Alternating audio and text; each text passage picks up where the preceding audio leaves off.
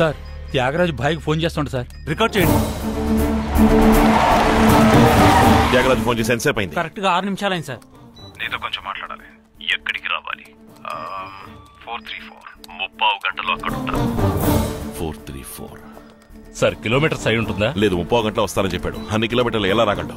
Boat, lunch, నాటు పడవ వీటి మీద నంబర్ ఉందేమో ఎంక్వైరీ చేయండి. Yes sir. Sir hotel room number అయి ఉంటుందా?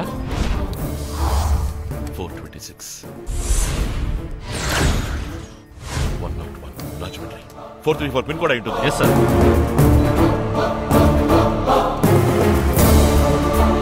Sir Medapadu sir. Yes, coastal area. సరుకు చేతులు మారచ్చు.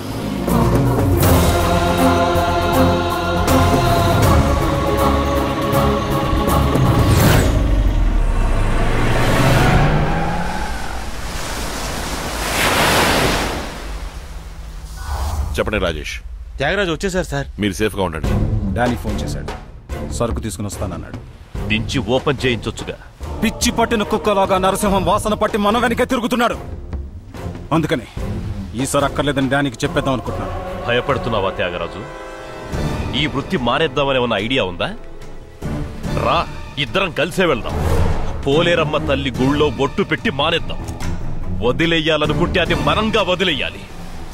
ఆ ఒక్కడికి భయపడి మన వృత్తిని వదిలేయకూడదు త్యాగరాజు. అర్థం చేసుకో, సహాయం ఇప్పుడు ఇక్కడ లేడు. వాడు అంచుర్ల ఆరుగురిని వాడు కాల్చి చంపేశాడు. సహాయాన్ని మాత్రం నమ్మి నేనే వృత్తి చేయట్లేదు, నేనే దించుతాను. సీరియస్ గా మాట్లాడుతున్నారు సార్. వేరే ఏదైనా మూవ్ ఉంటుందని వాచ్ చేయండి. ఏంటో ఆలోచన? ఏముంది, సహాయం ఇంకా తప్పించుకు తిరుగుతున్నాడని ఆ డానీకి తెలిస్తే సిగ్గుచేటు. అందుకని సహాయాన్ని సముద్రం ద్వారా వచ్చి సరుకు దించిచ్చాడమని చెప్తాను. నువ్వు కార్లో మరి రాత్రికి చెప్పి పంపిస్తాను.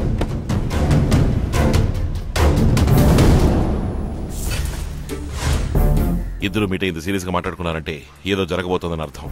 బాయిల్లు, godown, guest house, wooden yard, lorry shed అన్ని చోట్ల ఒక్కొక్కళ్ళు నైట్ అంతా వాచ్ చేయండి. నేను క్యాంప్ ఆఫీస్ లో ఉంటాను. రీచ్ లో ఉండండి. ఓకే?